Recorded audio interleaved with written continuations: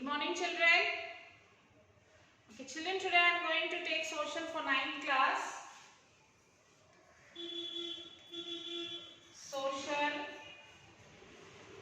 class 9th.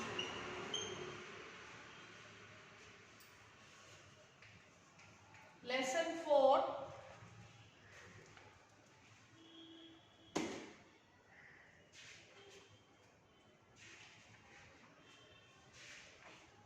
Atmosphere.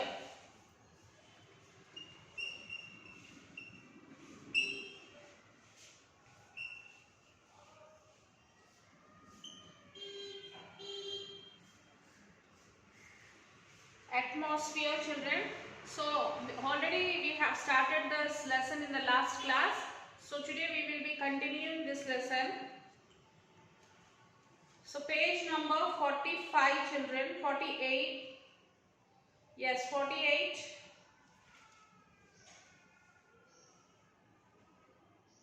No, page number 43.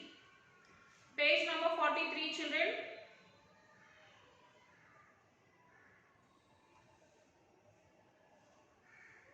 Classification of winds. Depending upon the speed of the winds, their features, their directions and the way they occur, winds are classified into 3 types. So depending on their speed of the wind, it is divided into 3 types. That is planetary winds, seasonal winds, local winds. Planetary winds, seasonal winds and local winds.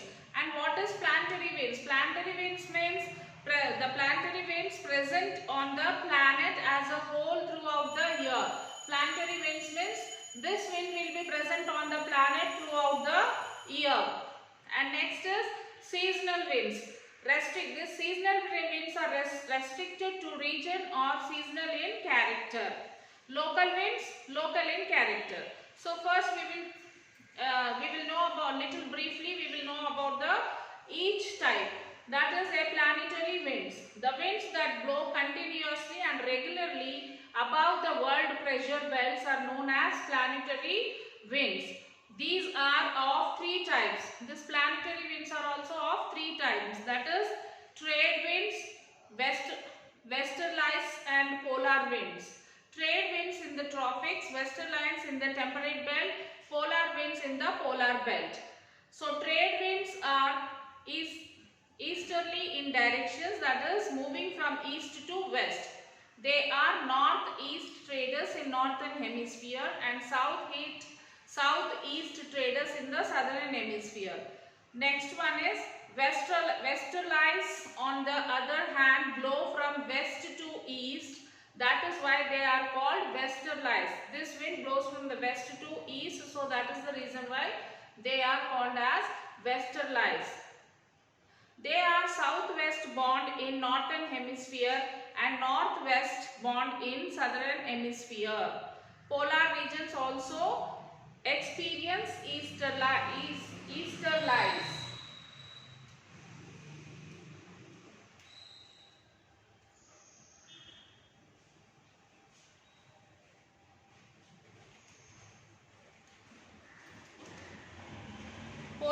Polar regions also experience easterlies. Now next is effects of the planetary winds. You would have noted that the pressure and wind systems are actually a result of the impact of lithosphere and hydrosphere on atmosphere.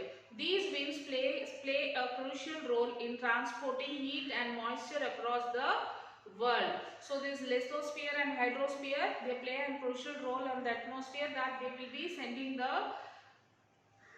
moisture and the heat which comes to the world. That is why no part of the world gets too cold or too hot for life to survive. Had there been no atmosphere as on the moon, it would have got intolerably hot during day or in the tropics and intolerable cold at night or in the polar regions. However, these winds do not disturb heat or moisture uniformly, which is why some parts of the earth are quite hot, some parts cooler, and some parts with high rainfall and some which are deserts. So the third one is seasonal winds. The rainfall that happens in India is mainly due to the seasonal winds. So there will be a change in the rainfall. The rainfall which happens in our country, that is due to this seasonal winds. All factors in the country are related to monsoons. Monsoon is derived from Arabic word mausam. Existence of monsoon is due to differential cooling of land and sea. A low pressure area develops over northwestern India, while southeast trade cross the equator. As a result of Coriolis effect, it becomes southwest monsoon over equator. As a result, monsoon over peninsular India and adjacent countries. In winter, reversal of pressure belts, that is northeast trade winds cross the equator. As a result of Coriolis effects, it becomes northwest monsoon over the northeast Australia. And the last one is local winds, that is local winds blow due to local variation in the temperature and pressure and influence a very small area. Hot local wind raises the temperature of the area. Cold local wind sometimes bring the temperature of the affected area below the freezing points. These local winds blow in the lower layer. So these local winds blow in the lower area. And the next one is weather and climate, children. Weather and climate. Perhaps you have heard of a cricket match being postponed due to a bad weather. Isn't it? Sometimes cricket match will be postponed due to the bad weather, due to the rain. You may have had to postpone your own games due to rain or excessive heat, saying the weather is not suitable. So even we also sometimes postpone some things which is, for example, if we are going to some game, to play a game. If weather is not suitable, we will say today we will postpone the game because the weather is not suitable to play. You may have also heard people say this year the monsoon are on time. And also sometimes we hear that some people say this year the monsoons are on time, this year monsoon is not good, isn't it? The prices of most fruits go up when they are not in season but comes down when they are in season. The prices of the fruits go up when it is not in the season because we get less fruit. So that is the reason why the prices will increase. When the output is more, the prices will be less. When the output is less, the prices will be more. So unseasonal fruits, the rates of the unseasonal fruits will be more because they won't get us in plenty. So that is the reason why it will be, the price will be more for the unseasonal fruits. The same fruit in the particular season, it will be little cheap, but come down when they are in season. You may also have heard things like the climate in North India is not suitable for me. And also we will hear with some of them that if I go to Delhi, the climate of the Delhi does not suits me. Okay, so we have heard such type of sayings, isn't it? They'll say, oh, in America the climate does not suits me. Oh, in Warangal, if I go there, the climate will be different from ours. It does not suits me, isn't it? Some people will be saying like this. These two words, weather and climate, are very important concepts in geography. They shape our lives in many ways, and many people confuse the terms and say weather when they mean climate. So there is a big difference between a weather and a climate, and vice versa. You will know the difference between the two by the end of this lesson. This mixture of gases and particulates that we call the atmosphere is not static. It is very dynamic. It moves up and down and horizontally in all directions. This atmosphere is not a constant. It does not be static. It will be moving into up and down, and it will be moving into all the directions. As it does so, its characteristics change. So as this moves this side, that side, up and down, its characteristics also changes along with. It may get warmer or cooler it wet or drier, etc. So when it is moving all the sides up and down, the characteristics of atmosphere, like sometimes it becomes wet, sometimes it becomes hot, sometimes it becomes drier. So like this, the characteristics of the atmosphere will be going on changing. When we describe the condition of the atmosphere for small period of time, usually about 10 days or most, we are talking about weather. So if we are talking about the atmospheric condition for only about 10 days, for about 10 days if we are talking about it, this is called as a weather. Weather can change daily within a day. So weather can change within a day. For example, now it will be cloudy. Okay, now it will be cloudy. After a few minutes, after 5 minutes, you can see that it can become a sunny day. So weather will be changing within hours, within a seconds also. Climate is description of the average atmospheric condition for specific area over a long period of time. Climate means, children, it will be changing for a long period of time. It will not change like a weather. Weather changes within a seconds, weather changes within a 5 minutes, within a hours. Whereas climate does not change, it will change for a long period. Climate descriptions are based on decades of atmospheric data and finding the average of these data. Climate descriptions tell us what conditions are going to prevail to be given time of the year, but not on a specific days. How do we describe the atmosphere? We measure at temperature, pressure, wind, humidity, precipitation. These are called the elements of weather. We use these to describe climate also, as you will see soon. So these are also elements of climate. So we describe atmosphere with a help. How do we describe? We measure the temperature, pressure, wind, humidity, precipitation. By all these 5 we describe the atmosphere. So in the same way we describe the weather also. In the same way we will be describing the climate also. Now temperature. You have just learned about pressure and winds above. Let us take a look at the other elements how. Temperature. In class 8 you learnt about the temperature of the atmosphere. We had compared the temperature patterns of Panaji, Shimla and Delhi. You had also learned that Shimla, being at a higher altitude than the Panaji and Delhi, had cooler temperature. On Earth's surface, as you go higher in altitude, the temperature decreases. So remember, children, on the Earth's surface, as we go high, the temperature also will be decreasing. The temperature will be decreasing. So as this Panaji is compared the temperature patterns for Panaji, Shimla and Delhi. You had also learned the Shimla, being at a higher altitude than Panaji and Delhi, had cooler temperature. Shimla is higher than Panaji and Delhi. It is located higher than Panaji and Delhi, but even though it is cooler than these two, Panaji and Delhi. Humidity and precipitation. In this section we will understand how water cycle works in the atmosphere. You can see how hydrosphere and atmosphere interact with each other. Water vapor is a very important component in the atmosphere.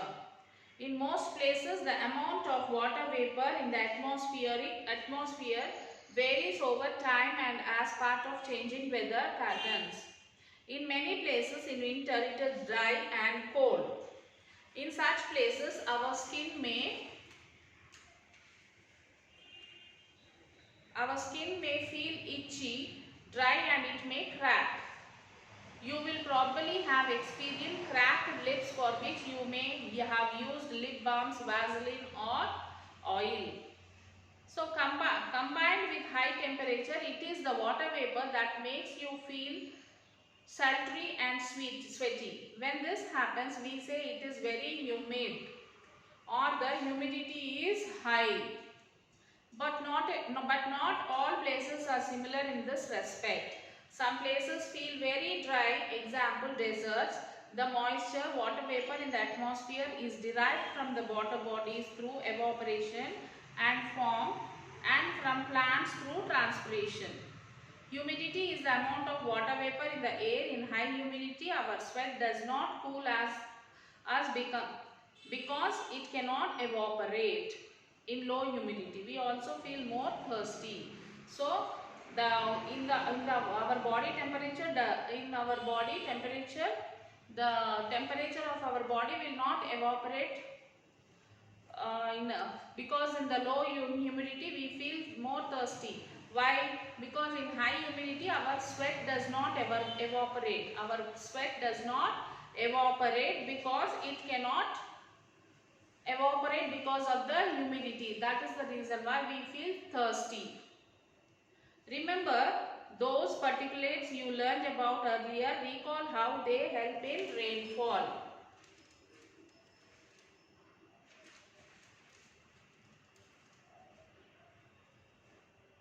We express humidity not directly but using the concept of relative humidity. Relative humidity is the ratio between two things, that is the maximum water vapor that the air can hold and at a given temperature and pressure.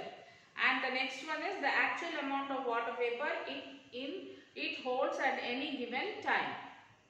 For example, at 20 degrees Celsius temperature, air can contain 80 grams of water vapor per cubic water. If the actual water vapor present in only 40 grams, the relative humidity is 50%. Relative humidity increases with the decrease of temperature or addition of water vapor. Relative humidity decreases with the increase of temperature and decreases of water vapor.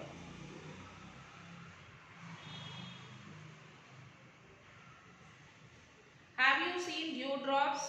Where are they found? If the atmosphere has 100% relative humidity, it is known as saturation level.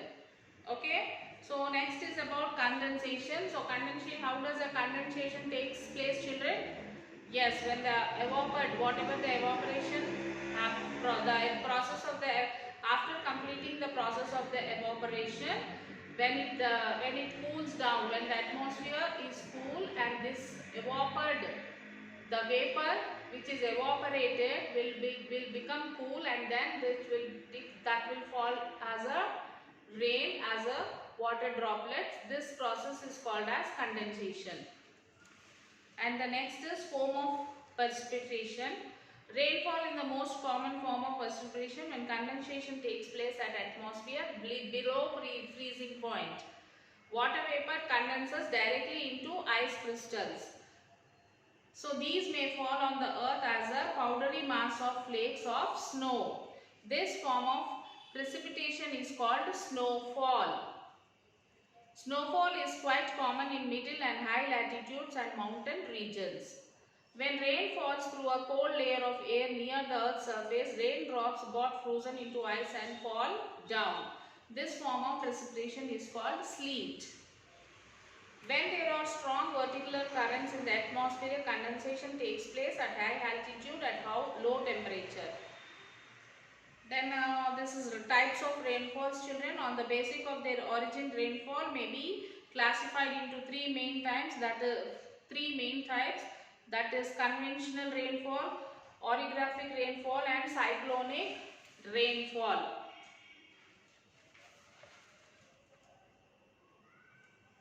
So what is conventional rainfall? This type of rainfall takes place when moist air over the heated ground becomes warm than the surrounding air and is forced to raise up. And orographic rainfall is also sometimes called orogenic rainfall. We get this term from the Greek word oros, meaning mountain. And the next one is cyclonic rainfall. This type of rainfall is associated with the passage of the cyclone or a depression. There are two types of cyclones, that is, one is tropical cyclone and the second one is temperate cyclone. Tropical cyclone is what? Tropical cyclones are warm Vortex circulation of tropical origin with a small diameter, some hundreds of kilometers of an approximately circular shape. And what is this temperate cyclone?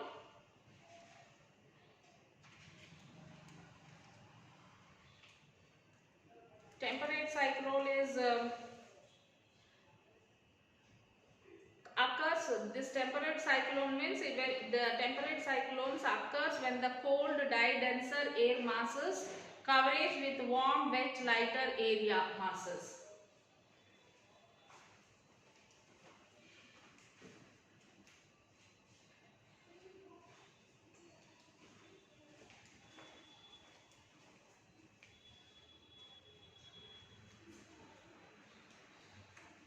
When it covers the warm, wet, lighter air masses. The warmer air being lighter is lifted up by the denser cold air and results in rainfall. This is about temperate cyclone, children. So rainfall across the globe. Between the latitudes 10 degrees and 30 degrees north and south of the equator, due to the trade winds, rainfall is heavier on the eastern coast and decreases towards the west.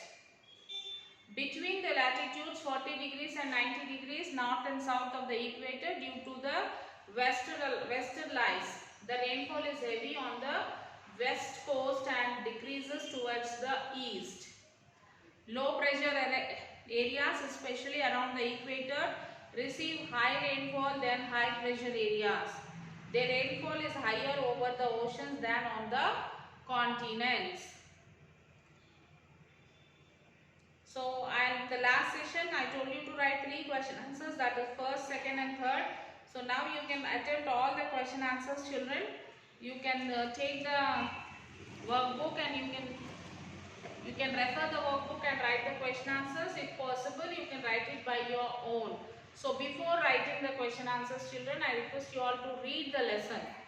Read the lesson twice, 2 times you read the lesson and you will be able to understand, and then you can attempt the question answers. Okay, children, so as soon as you finish your work, send it to the school mail ID, that is myschoolmyhomework@gmail.com. so complete your classwork and homework. Do this question answer, write this question answers as your homework in your classwork book and send it to the school mail ID. Okay, children, till then take care. We will meet you in the next session with a new lesson, that is lesson number 1, lesson number 5, biosphere. So already we have completed atmosphere, lithosphere, hydrosphere. So now we are going to complete biosphere. Isn't it? We have completed hydrosphere, atmosphere. So we will be completing biosphere in the next class. Till then take care, children. Have a nice day. Bye.